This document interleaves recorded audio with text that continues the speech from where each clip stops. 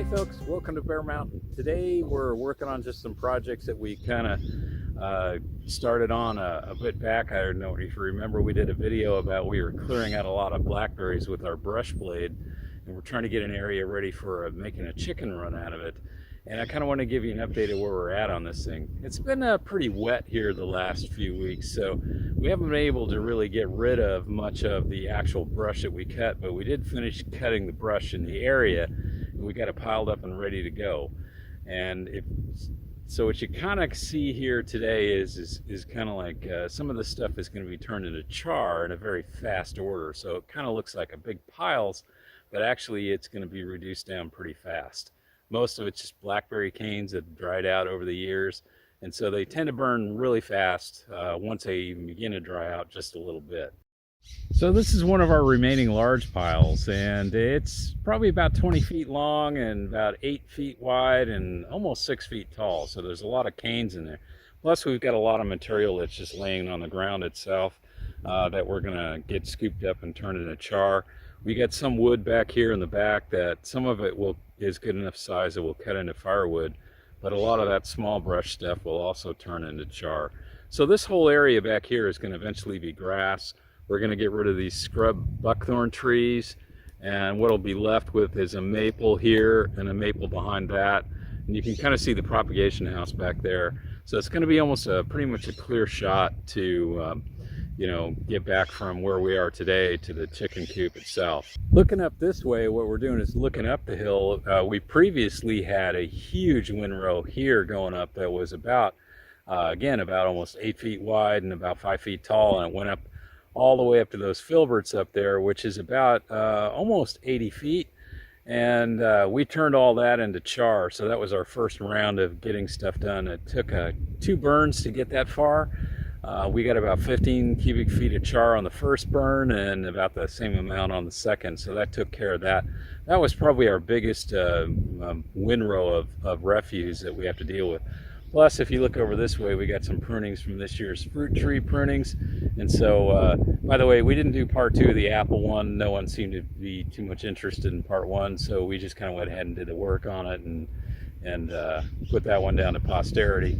Some things are interesting to folks and some things weren't. So we just kind of made a decision with all the things we had to do to kind of skip a video on that. So this area right here, as you can see where the T-posts are, these were all grapevines that were left to their own devices, and what we're trying to do is reestablish these and get these into an arbor. Now they really look kind of dumb, but what I've done is I'm trying to get a main trunk started here. So I pruned off all of the stuff that I could to get a new main trunk started, and each of these are kind of like got that same thing going for it. And what we're going to be doing this year then is to build a true arbor, which the side branches, as they start to go out this way, can grow onto. So there's 6 plants here, and 3 of them were a white seedless grape. These are table grapes, very good flavor. And the other 3 are red, or they think it was called Red Flame, and I think that the white ones are called Nimrod. And they actually produce pretty well. And these plants, once they bud out, they look horrible right now, but once they bud out, they'll be able to grow pretty fast. As you can see right here, this was an old eucalyptus tree that fell and it died in a big freeze back in 2009. This is kind of a log that was left on it, and it's so rotted now. So what I'm doing is I'm busting it up, and I'm going to be using it as kind of a mulch at the base of the grapevines. You can kind of see here are the grape prunings. These guys are all going to go into making biochar as well. You can kind of tell from this that it's had some problems. We did have some damage to an area here that I still haven't cut out correctly yet. I've been kind of leery about cutting too much deeper into it because it's got a bit of dead wood to it, but I'm kind of waiting. I think I really probably shouldn't. I need to get a better saw. That's what I've kind of been waiting for, to get a better cut. Because what I got to really do is kind of try to cut down below and take that piece out that broke without, structurally changing the base of the tree. This is it's kind of a yellow transparent, and it's a semi-dwarf, but you can kind of see what we're trying to get. You can see the branches are kind of going out. We got rid of the water shoots, and that's kind of been the angle that we're looking for. So this tree, I think, is for the most part back to a size, and now it's a matter of kind of getting it to grow out and get some more fruiting spurs on it. It's not going to produce terribly much this year, but I think coming up in another year, next year, should be looking pretty good. Okay, so what you're looking at here is our biochar burn pit. I dug a new one of these guys. Again, we got the whole idea from Skillcraft, or Skillcraft or Skullcraft. I can't remember the exact. Anyway, the gentleman had kind of worked out a technique for keeping basically a low oxygen fire or burning in a pit that would take a lot of brush and stuff and turn it into char, and it really works out great. And this pit here is approximately almost 10 feet long. At the top, from edge to edge, it's pushing 4.5, almost 5 feet, and it's ultimately about 2.5 feet deep. And it's shaped with sloped sides going in. So the whole idea is that as you keep burning from the top, the material that burned as it goes underneath gets the oxygen gets cut off from it, and so it burns incredibly slower, and you end up with a lot of actually charcoal. And that's what we're shooting for here. This is a burn we did yesterday, and see, the cats are already interested in it. And this is going to be about 15 cubic feet when I take it out of here. So, and then we take it over. We're putting a windrow of it against a retaining wall, so it can kind of sit there out of the way for about a couple, 3 months. And it's going to be we're going to use natural method of using fresh cut green grass to kind of inoculate it. This is our first burn of char. It's about probably 15 cubic feet in there, and you notice it's covered with grass. And there's multiple ways you can get a biological charge in it, just depending on how much time you want to take between the point when you begin the inoculation and you get the final product. So in this case, what I did is I took fresh cut grass I did with my scythe, and I layered the char with grass, and then I covered the top of it with actual grass just to kind of give it some protection from the rain. Now, this is just going to sit here for probably several months before I need to use it, which will probably be summertime or so, because I have enough char left over from last year to do what I need to do this spring.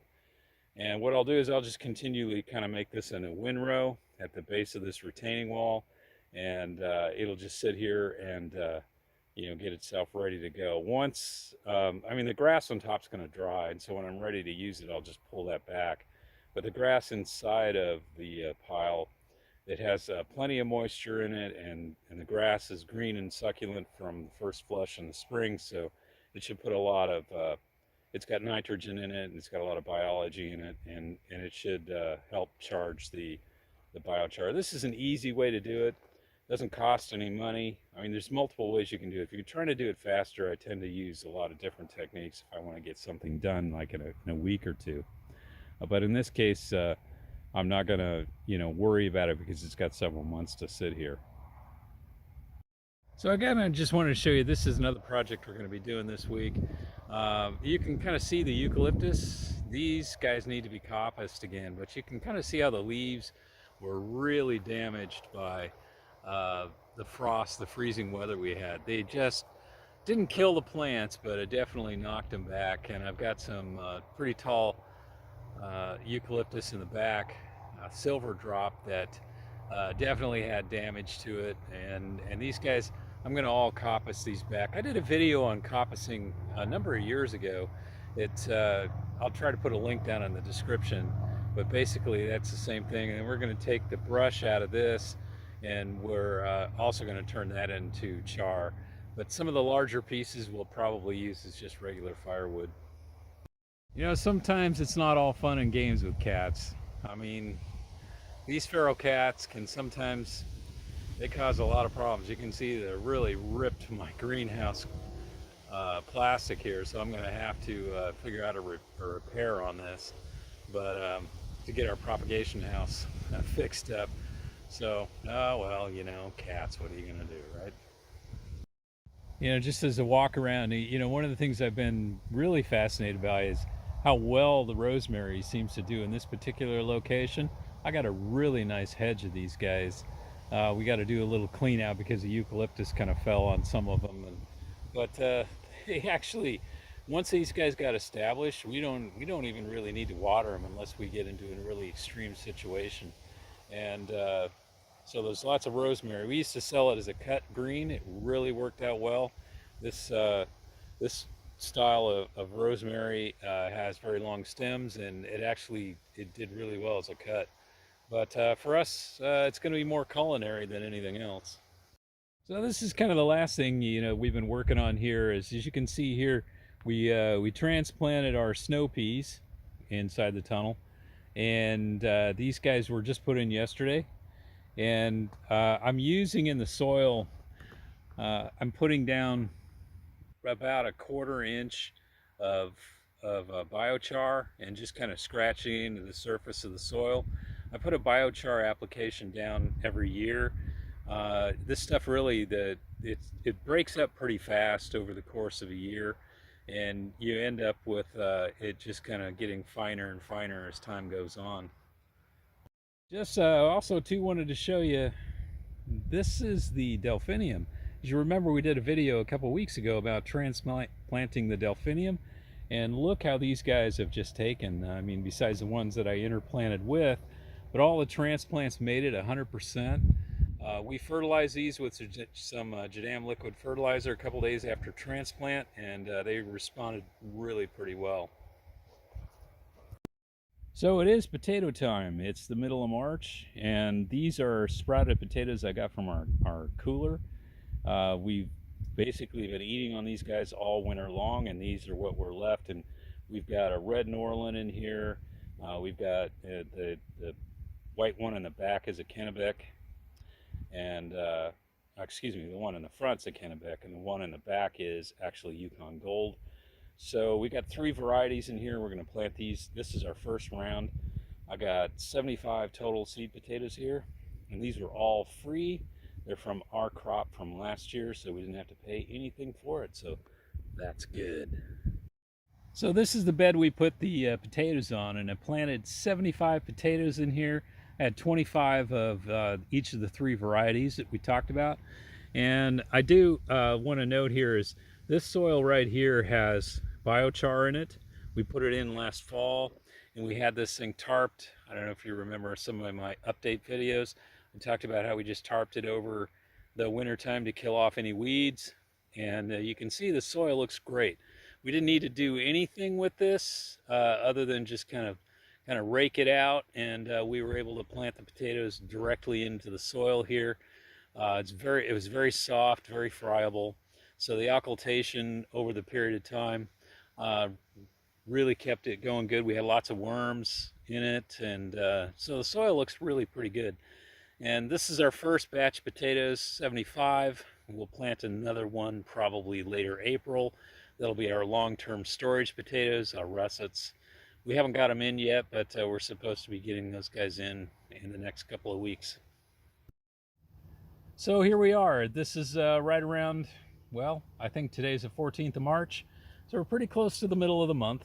And some of the things are really coming out of dormancy and starting to grow, as we showed with the delphinium. Show you a picture here of our kale. This stuff has just been fantastic. We've been eating on that, and I mean, they're just getting huge. So they're probably going to have to think about cutting them out here in a few weeks. We're supposed to get in the 70s for the next couple of days, so this is going to be our first 70-degree weather since October, and it's going to be kind of interesting to see how well the flowers, the anemones and the ranunculus hold up on it. You know, going from, you know, kind of cold to bam, instantly hot, can kind of sometimes shock the flowers, but they're towards the front of the tunnel and they got pretty good ventilation, so I think they'll be okay. So we got our peas in, we got our potatoes in, got the delphinium transplanted. This tunnel is really coming along pretty good. The only thing left I'm going to be putting in this tunnel in the next week or two are going to be the onions we started way back in January. They're just about ready for transplant. And those will be our long-term storage onions. and that'll kind of take care of the first round of things. Besides tucking some new lettuce plants in, that's kind of a minor thing, but this tunnel is going to be in pretty good production here. So I want to thank you for coming along on this. Showed you the biochar. Be sure to check out the earlier videos we did on those. It kind of is a little more self-explanatory, but we talk a bit about, a little more in depth about how we go about the process. But what we're trying to do with all our pruning waste is we want to turn that into something that we can use definitely back into the soil. And this is the char, same char we're making like we've made. We're using in these tunnels to kind of boost fertility, water retention in particular, and just kind of get the carbon up in the soil.